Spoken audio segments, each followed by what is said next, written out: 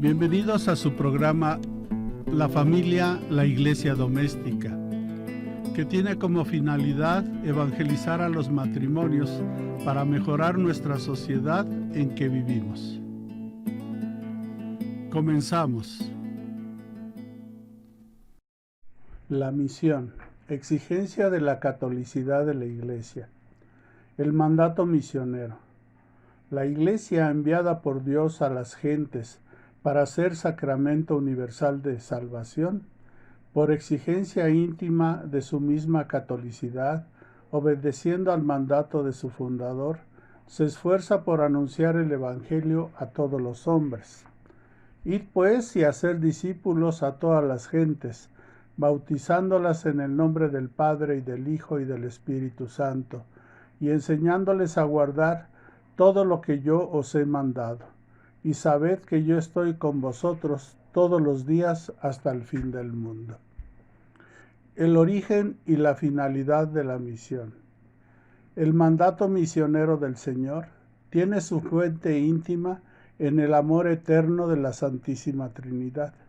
La Iglesia peregrinante es, por su propia naturaleza, misionera, puesto que tiene su origen en la misión del Hijo y la misión del Espíritu Santo, según el plan de Dios Padre. El fin último de la misión no es otro que hacer participar a los hombres en la comunión que existe entre el Padre y el Hijo en su espíritu de amor. El motivo de la misión. Del amor de Dios por todos los hombres, la Iglesia ha sacado en todo tiempo la obligación y la fuerza de su impulso misionero, porque el amor de Cristo nos apremia. En efecto, Dios quiere que todos los hombres se salven y lleguen al conocimiento pleno de la verdad. Dios quiere la salvación de todos por el conocimiento de la verdad. La salvación se encuentra en la verdad. Los que obedecen a la moción del Espíritu de verdad están ya en el camino de la salvación. Pero la Iglesia, a quien esta verdad ha sido confiada, debe ir al encuentro de los que la buscan para ofrecérsela, porque cree en el designio universal de salvación. La Iglesia debe ser misionera. Los caminos de la misión. El Espíritu Santo es en verdad el protagonista de toda la misión eclesial. Él es quien conduce la Iglesia por los caminos de la misión. Ella continúa y desarrolla en el curso de la historia la misión del propio Cristo, que fue enviado a evangelizar a los pobres, impulsada por el Espíritu Santo. Debe avanzar por el mismo camino por el que avanzó Cristo, esto es, el camino de la pobreza, la obediencia, el servicio y la inmolación de sí mismo hasta la muerte, de la que surgió victorioso por su resurrección. Es así como la sangre de los mártires es semilla de cristianos. Pero en su peregrinación, la Iglesia experimenta también hasta qué punto distan entre sí el mensaje que ella proclama y la debilidad humana de aquellos a quien se confía el Evangelio. Solo avanzando por el camino de la conversión y la renovación y por el estrecho sendero de Dios es como el pueblo de Dios puede extender el reino de Cristo. En efecto, como Cristo realizó la obra de la redención en la persecución, también la Iglesia está llamada a seguir el mismo camino para comunicar a los hombres los frutos de la salvación.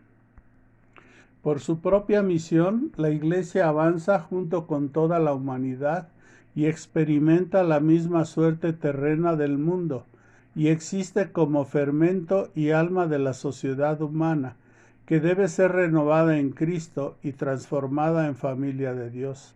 El esfuerzo misionero exige entonces la paciencia.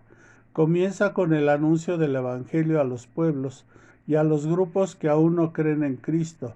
Continúa con el establecimiento de comunidades cristianas, signo de la presencia de Dios en el mundo, y en la fundación de las iglesias locales. Se implica en un proceso de inculturación para así encarnar el Evangelio en las culturas de los pueblos.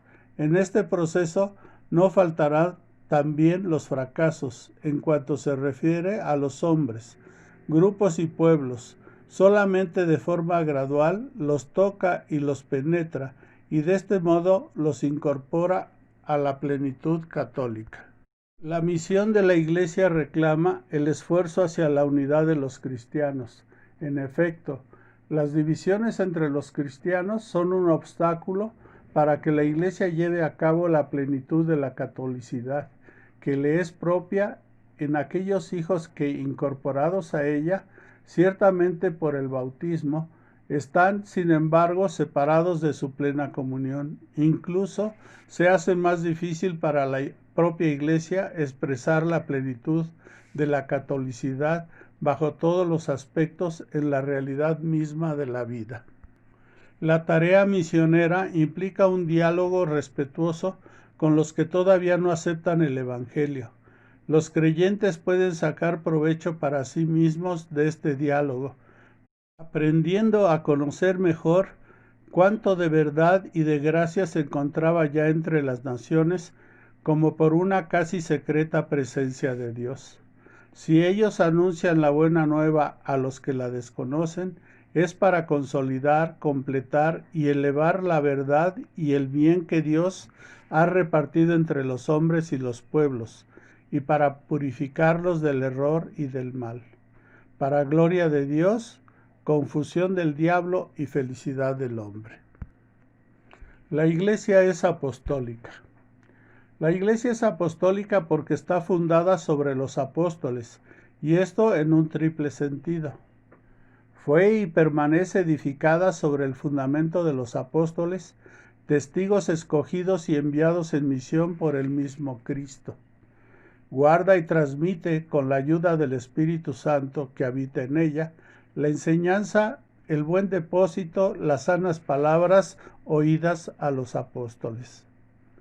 Sigue siendo enseñada, santificada y dirigida por los apóstoles hasta la vuelta de Cristo, gracias a aquellos que le suceden en su ministerio pastoral, el colegio de los obispos, a los que asisten los presbíteros, juntamente con el sucesor de Pedro y sumo pastor de la Iglesia. ¿Por qué no abandonas nunca a tu rebaño, sino que por medio de los santos pastores los proteges y conservas, y quieres que tenga siempre por guía la palabra de aquellos mismos pastores a quienes tu Hijo dio la misión de anunciar el Evangelio? La misión de los apóstoles. Jesús es el enviado del Padre. Desde el comienzo de su ministerio, llamó a los que Él quiso y vinieron donde Él. Instituyó 12 para que estuvieran con Él y para enviarlos a predicar. Desde entonces serán sus enviados, es decir, sus apóstoles. En ellos continúa su propia misión. Como el Padre me envió, también yo os envío. Por tanto, su ministerio es la continuación de la misión de Cristo. Quien a vosotros recibe, a mí me recibe, dice a los 12. Jesús los asocia a su misión recibida del Padre. Como el Hijo no puede hacer nada por su cuenta, sino que todo lo recibe del Padre que le ha enviado, así aquellos a quienes Jesús envía no pueden hacer nada sin Él, de quien reciben el encargo de la misión y el poder para cumplirla. Los apóstoles de Cristo saben, por tanto, que están calificados por Dios como ministros de una nueva alianza. Ministros de Dios, embajadores de Cristo, servidores de Cristo y administradores de los misterios de Dios. En el encargo dado a los apóstoles hay un aspecto intransferible: ser los testigos elegidos de la resurrección del Señor y los fundamentos de la Iglesia. Pero hay también un aspecto permanente de su misión. Cristo les ha prometido permanecer con ellos hasta el fin de los tiempos. Esta misión divina, confiada por Cristo a los apóstoles, tiene que durar hasta el fin del mundo, pues el Evangelio que tienen que transmitir es el principio de toda la vida de la Iglesia. Por eso los apóstoles se preocuparon de instituir sucesores. los obispos sucesores de los apóstoles. Para que continuase después de su muerte la misión a ellos confiada, encargaron mediante una especie de testamento a sus colaboradores más inmediatos que terminaran y consolidaran la obra que ellos empezaron. Les encomendaron que cuidaran de todo el rebaño en el que el Espíritu Santo les había puesto para ser los pastores de la Iglesia de Dios. Nombraron, por tanto, de esta manera a algunos varones, y luego dispusieron que después de su muerte hombres probados le sucedieran en el ministerio. Así como permanece el ministerio confiado personalmente por el Señor a Pedro, ministerio que debía de ser transmitido a sus sucesores, de la misma manera permanece el ministerio de los apóstoles, de apacentar la iglesia, que debe ser elegido para siempre por el orden sagrado de los obispos. Por eso la iglesia enseña que por institución divina los obispos han sucedido a los apóstoles como pastores de la iglesia. El que los escucha, escucha a Cristo. El que en cambio los desprecia, desprecia a Cristo y al que lo envió. El apostolado. Toda la iglesia es apostólica mientras permanezca, a través de los sucesores de San Pedro y de los apóstoles, en comunión de fe y de vida con su origen. Toda la iglesia es apostólica en cuanto que ella es enviada al mundo entero. Todos los miembros de la iglesia, aunque de diferentes maneras, tienen parte en este envío. La vocación cristiana, por su misma naturaleza, es también vocación al apostolado. Se llama apostolado a toda la actividad del cuerpo místico que tiende a propagar el reino de Cristo por toda la tierra.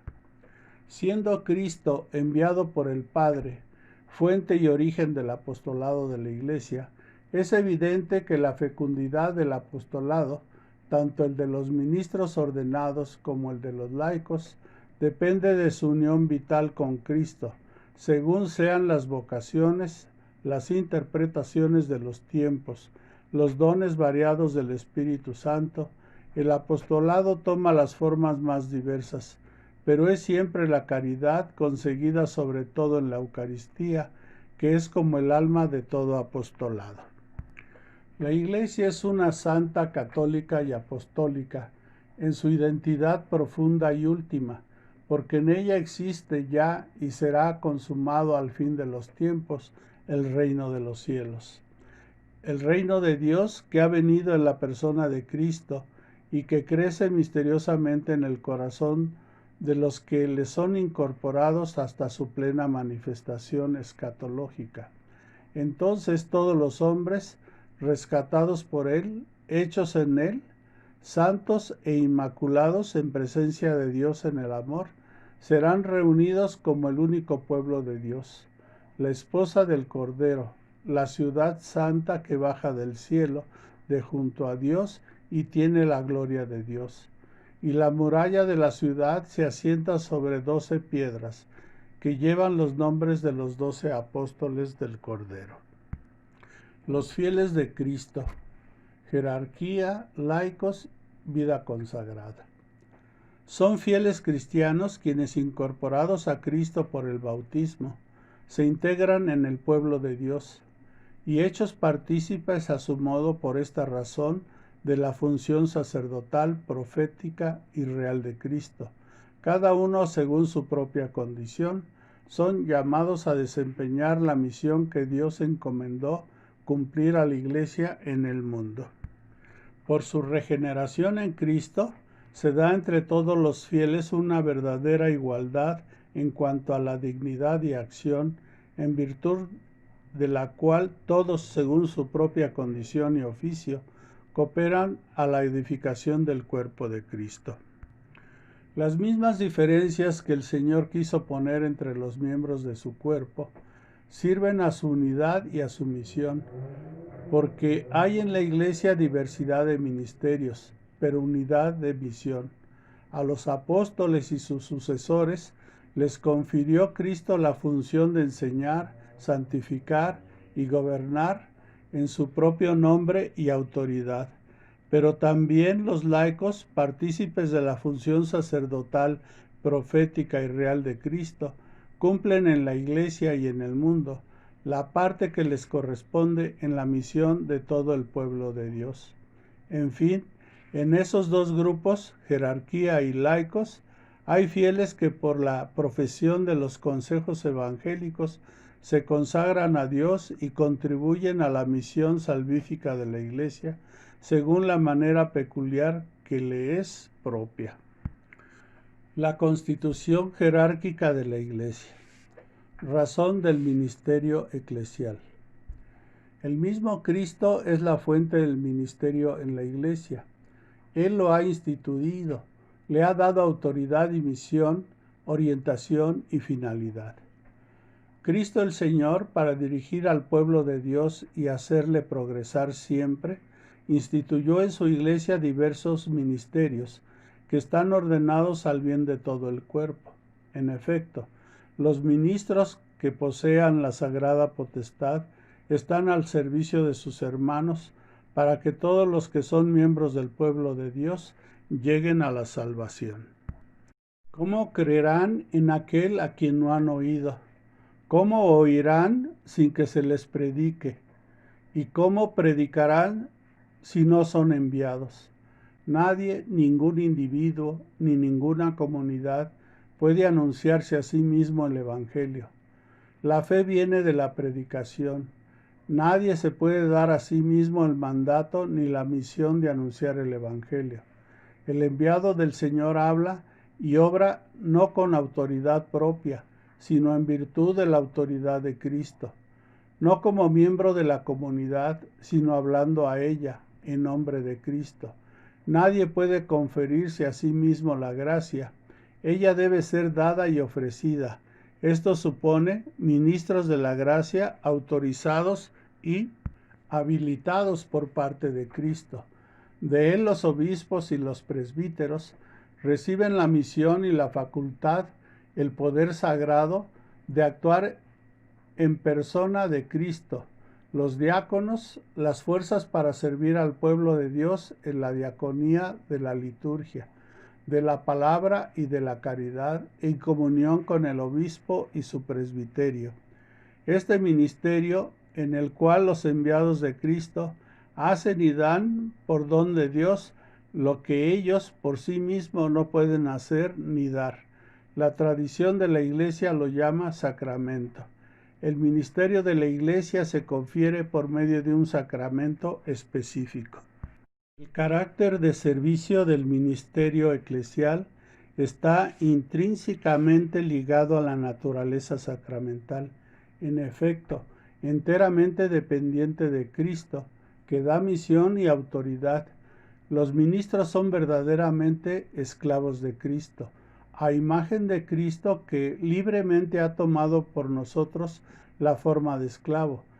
Como la palabra y la gracia de la cual son ministros, no son de ellos, sino de Cristo. Se las ha confiado para los otros. Ellos serán libremente esclavos de todos. De igual modo, es propio de la naturaleza sacramental del ministerio eclesial tener un carácter colegial. En efecto, desde el comienzo de su ministerio, el Señor Jesús instituyó a los 12, semilla del nuevo Israel, a la vez que el origen de la jerarquía sagrada. Elegidos juntos, también fueron enviados juntos, y su unidad fraterna estará al servicio de la comunión fraterna de todos los fieles. Será como un reflejo y un testimonio de la comunión de las personas divinas. Por eso, todo obispo ejerce su ministerio en el seno del colegio episcopal, en comunión con el obispo de Roma, sucesor de San Pedro y jefe del colegio. Los presbíteros ejercen su ministerio en el seno del presbiterio de la diócesis bajo la dirección de su obispo. Por último, es propio también de la naturaleza sacramental del ministerio eclesial tener carácter personal. Cuando los ministros de Cristo actúan en comunión, actúan siempre también de manera personal. Cada uno ha sido llamado personalmente para ser, en la misión común, testigo personal, que es personalmente portador de la responsabilidad ante aquel que da la misión. Actúa en la persona de Cristo y en favor de personas. Yo te bautizo en el nombre del Padre. Yo te perdono. Por lo tanto, en la Iglesia, el ministerio sacramental es un servicio ejercitado en nombre de Cristo y tiene una índole personal y una forma colegial. Esto se verifica en los vínculos entre el colegio episcopal y su jefe, el sucesor de San Pedro, y en la relación entre la responsabilidad pastoral del obispo en su iglesia particular y la común solicitud del episcopal hacia la Iglesia universal. El colegio episcopal y su cabeza, el Papa. Cristo, al instituir a los 12, formó una especie de colegio o grupo estable, y eligiendo de entre ellos a Pedro, lo puso al frente de él. Así como, por disposición del Señor, San Pedro y los demás apóstoles forman un único colegio apostólico, por análogas razones están unidos entre sí el romano pontífice, sucesor de Pedro, y los obispos, sucesores de los apóstoles. El Señor hizo de Simón, al que dio el nombre de Pedro, y solamente de él, la piedra de su iglesia. Le entregó las llaves de ella, lo instituyó pastor de todo el rebaño. Está claro que también el colegio de los apóstoles, unidos a su cabeza, recibió la función de atar y desatar dada a Pedro. Este oficio pastoral de Pedro y de los demás apóstoles pertenece a los cimientos de la Iglesia. Se continúa por los obispos bajo el primado del Papa. El Papa Obispo de Roma y sucesor de San Pedro es el principio y fundamento perpetuo y visible de unidad, tanto de los obispos como de la muchedumbre de los fieles. Pontífice romano, en efecto, tiene en la Iglesia, en virtud de su función de vicario de Cristo y pastor de toda la Iglesia, la potestad plena, suprema y universal que puede ejercer siempre con entera libertad. El colegio o cuerpo episcopal no tiene ninguna autoridad si no se le considera junto con el romano pontífice, sucesor de Pedro, como cabeza del mismo. Como tal, este colegio es también sujeto de la potestad suprema y plena sobre toda la Iglesia, que no se puede ejercer a no ser con el consentimiento del romano pontífice. La potestad del colegio de los obispos sobre toda la Iglesia se ejerce de modo solemne en el concilio ecuménico. No existe concilio ecuménico si el sucesor de Pedro no lo ha aprobado o al menos aceptado como tal. Este colegio, en cuanto compuesto de muchos, expresa la diversidad y la unidad del pueblo de Dios. En cuanto reunido bajo una única cabeza, expresa la unidad del rebaño de Dios. Cada uno de los obispos, por su parte, es el principio y fundamento visible de unidad en sus iglesias particulares. Como tales ejercen su gobierno pastoral sobre la porción del pueblo de Dios que le ha sido confiada, asistidos por los presbíteros y los diáconos, pero como miembros del colegio episcopal, cada uno de ellos participa de la solicitud por todas las iglesias que ejercen primeramente dirigiendo bien su propia iglesia, como porción de la Iglesia universal. Contribuyen eficazmente al bien de todo el cuerpo místico, que es también el cuerpo de las iglesias. Esta solicitud se extenderá particularmente a los pobres, a los perseguidos por la fe y a los misioneros que trabajan por toda la tierra. Las iglesias particulares, vecinas y de cultura homogénea, forman provincias eclesiásticas o conjuntos más vastos llamados patriarcados o regiones. Los obispos de estos territorios pueden reunirse en sínodos o concilios provinciales. De igual manera, hoy día las conferencias episcopales pueden prestar una ayuda múltiple y fecunda para que el afecto colegial se traduzca concretamente en la práctica. La misión de enseñar. Los obispos con los presbíteros, sus colaboradores, tienen como primer deber el anunciar a todos el Evangelio de Dios, según la orden del Señor. Son los predicadores del Evangelio que llevan nuevos discípulos a Cristo. Son también los maestros auténticos por estar dotados de la autoridad de Cristo. Para mantener a la Iglesia en la pureza de la fe transmitida por los apóstoles, Cristo, que es la verdad, quiso conferir a su Iglesia una participación en su propia verdad sin error, por medio del sentido sobrenatural de la fe.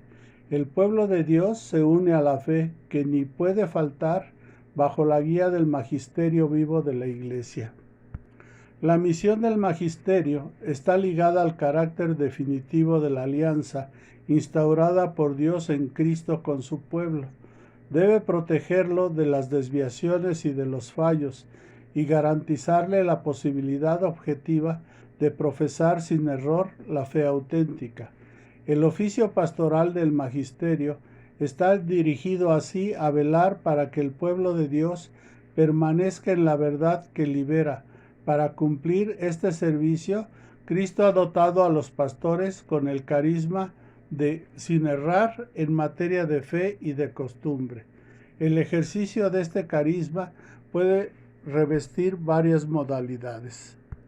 El romano pontífice, cabeza del colegio episcopal, goza de esta falta de error en virtud de su ministerio cuando, como pastor y maestro supremo de todos los fieles que confirmen la fe a sus hermanos, proclama por un acto definitivo la doctrina en cuestiones de fe y moral. La falta de error prometida a la Iglesia reside también en el cuerpo episcopal, cuando ejerce el magisterio supremo con el sucesor de Pedro, sobre todo en un concilio ecuménico, cuando la Iglesia propone por medio de su magisterio supremo que algo se debe aceptar como revelado por Dios para ser creído y como enseñanza de Cristo. Hay que aceptar sus definiciones con la obediencia de la fe. Esta falta de error abarca todo el depósito de la revelación divina. La asistencia divina es también concedida a los sucesores de los apóstoles, cuando enseñan en comunión con el obispo de Roma, pastor de toda la Iglesia, aunque sin llegar a una definición infalible y sin pronunciarse de una manera definitiva. Proponen en el ejercicio del magisterio ordinario una enseñanza que conduce a una mejor inteligencia de la revelación en materia de fe y de costumbres. A esta enseñanza ordinaria, los fieles deben adherirse con espíritu de obediencia religiosa, que aunque distinto del asentimiento de la fe, es una prolongación de él. La misión de santificar. El obispo es el administrador de la gracia del sumo sacerdocio, en particular en la Eucaristía, que él mismo ofrece o cuya oblación asegura por medio de los presbíteros sus colaboradores, porque la Eucaristía es el centro de la vida de la Iglesia particular. El obispo y los presbíteros santifican la Iglesia con su oración y su trabajo por medio del ministerio de la palabra y de los sacramentos. La santifican como su ejemplo, no tiranizando a los que nos ha tocado cuidar, sino siendo modelos para ellos. Así es como llegan a la vida eterna junto con el rebaño que les fue confiado. La misión de gobernar. Los obispos, como vicarios y legados de Cristo, gobiernan las iglesias particulares que se le han confiado, no solo con sus proyectos, con sus consejos y con ejemplos, sino también con su autoridad y potestad sagrada, que deben, no obstante, ejercer para edificar con espíritu de servicio, que es el de su Maestro. Esta potestad que desempeñan personalmente en nombre de Cristo es propia, ordinaria e inmediata. Su ejercicio, sin embargo, está regulado en último término por la suprema autoridad de la Iglesia, pero no se debe considerar a los obispos como vicarios del Papa, cuya autoridad ordinaria e inmediata sobre toda la Iglesia no anula la de ellos, sino que al contrario la confirma y tutela. Esta autoridad debe ejercerse en comunión con toda la Iglesia bajo la guía del Papa. El buen pastor será modelo y la forma de la misión pastoral del obispo. Consciente de sus propias debilidades, el obispo puede disculpar a los ignorantes y extraviados. No debe negarse nunca a escuchar a sus súbditos, a los que cuida como verdaderos hijos. Los fieles, por su parte, deben estar unidos a su obispo como la Iglesia a Cristo y como Jesucristo al Padre. Seguid todos al obispo como Jesucristo sigue a su Padre, y al presbiterio como a los apóstoles. En cuanto a los diáconos, respetadlos como a la ley de Dios, que nadie haga al margen del obispo nada en lo que atañe a la Iglesia. Los fieles laicos. Por laicos se entiende aquí a todos los cristianos, excepto los miembros del orden sagrado y del estado religioso reconocido en la Iglesia. Son pues los cristianos que están incorporados a Cristo por el bautismo, que forman el pueblo de Dios y que participan de las funciones de Cristo, sacerdote, profeta y rey. Ellos realizan, según su condición, la misión de todo el pueblo cristiano en la Iglesia y en el mundo. La vocación de los laicos. Los laicos tienen como vocación propia el buscar el reino de Dios, ocupándose de las realidades temporales y ordenándolas según Dios. A ellos de manera especial les corresponde iluminar y ordenar todas las realidades temporales a las que están estrechamente unidos, de tal manera que éstas lleguen a ser según Cristo, se desarrollen y sean para alabanza del Creador y Redentor.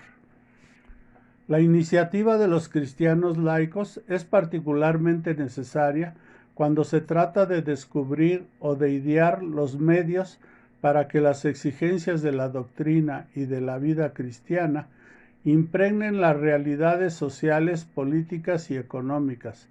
Esta iniciativa es un elemento normal de la vida de la Iglesia. Los fieles laicos se encuentran en la línea más avanzada de la vida de la Iglesia. Por ellos, la Iglesia es el principio vital de la sociedad.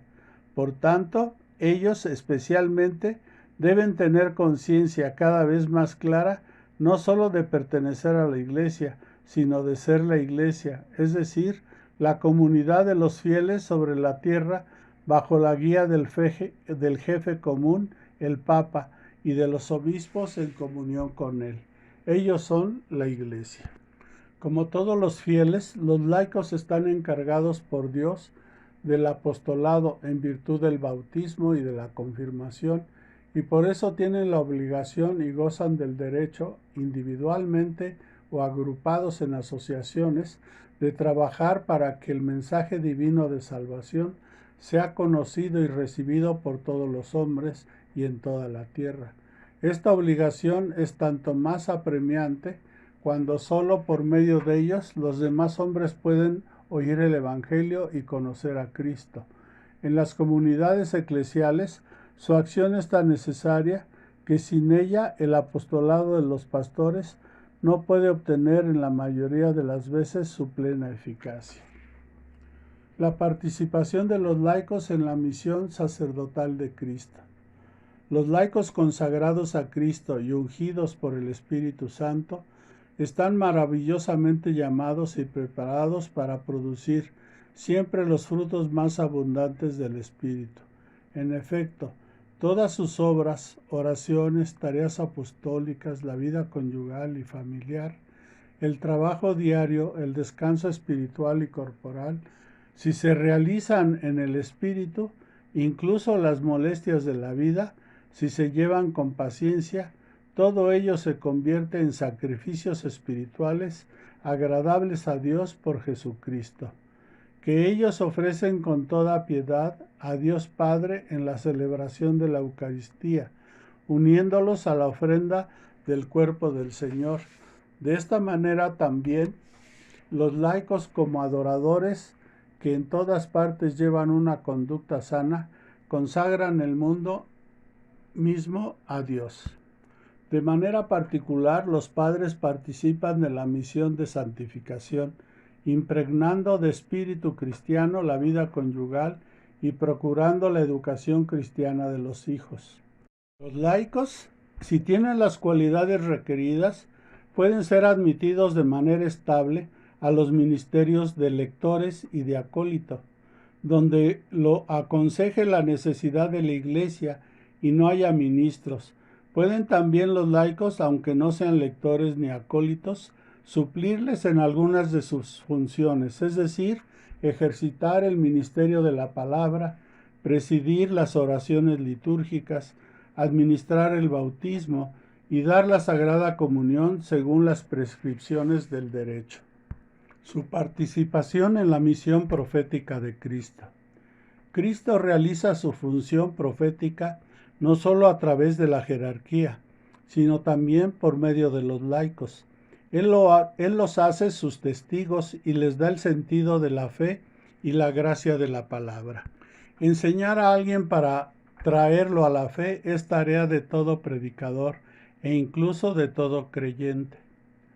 Los laicos cumplen también su misión profética evangelizando, con el anuncio de Cristo comunicado con el testimonio de la vida y de la palabra. En los laicos esta evangelización adquiere una nota específica, una eficacia particular, por el hecho de que se realiza en las condiciones generales de nuestro mundo. Este apostolado no consiste solo en el testimonio de vida. El verdadero apostolado busca ocasiones para anunciar a Cristo con su palabra, tanto a los no creyentes como a los fieles.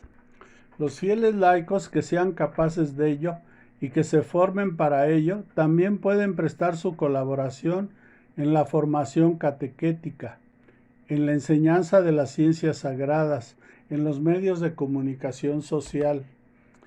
Tienen el derecho y a veces incluso el deber, en razón de su propio conocimiento, competencia y prestigio, manifestar a los pastores sagrados su opinión sobre aquello que pertenece al bien de la Iglesia y de manifestársela a los demás fieles, salvando siempre la integridad de la fe y de las costumbres y la reverencia hacia los pastores, ávida cuenta de la utilidad común y de la dignidad de las personas. Su participación en la misión real de Cristo. Por su obediencia hasta la muerte, Cristo ha comunicado a sus discípulos el don de la libertad regia, para que venciera en sí mismos con la propia renuncia y una vida santa al reino del pecado. El que somete su propio cuerpo y domina su alma, sin dejarse llevar por las pasiones, es dueño de sí mismo. Se puede llamar rey porque es capaz de gobernar su propia persona. Es libre e independiente y no se deja cautivar por una esclavitud culpable. Los laicos, además, juntando también sus fuerzas, han de sanear las estructuras y las condiciones del mundo, de tal forma que, si algunas de sus costumbres incitan al pecado, todas ellas sean conforme con las normas de la justicia y favorezcan en vez de impedir la práctica de las virtudes. Obrando así, impregnarán de valores morales toda la cultura y las realizaciones humanas. Los seglares también pueden sentirse llamados o ser llamados a colaborar con sus pastores en el servicio de la comunidad eclesial para el crecimiento y la vida de ésta, ejerciendo ministerios muy diversos según la gracia y los carismas que el Señor quiera concederles. En la Iglesia, los fieles laicos pueden cooperar a tenor del derecho en el ejercicio de la potestad del gobierno, así como su presencia en los concilios particulares, los sínodos diocesanos, los consejos pastorales, en el ejercicio de la tarea pastoral de una parroquia, la colaboración en los consejos de los asuntos económicos, la participación en los tribunales eclesiásticos, etc. Los fieles han de aprender a distinguir cuidadosamente entre los derechos y deberes que tienen como miembros de la Iglesia y los que le corresponden como miembros de la sociedad humana. Deben esforzarse en integrarlos en buena armonía, recordando que en cualquier cuestión temporal han de guiarse por la conciencia cristiana. En efecto, ninguna actividad humana, ni siquiera en los asuntos temporales, puede sustraerse a la soberanía de Dios. Así, todo laico, por el simple hecho de haber recibido sus dones, es a la vez testigo e instrumento vivo de la misión de la Iglesia misma, según la medida del don de Cristo. Agradecemos su participación en el programa La Familia, la Iglesia Doméstica. Agradecemos también sus comentarios y los esperamos todos los lunes a las 12 del día. Hasta la próxima.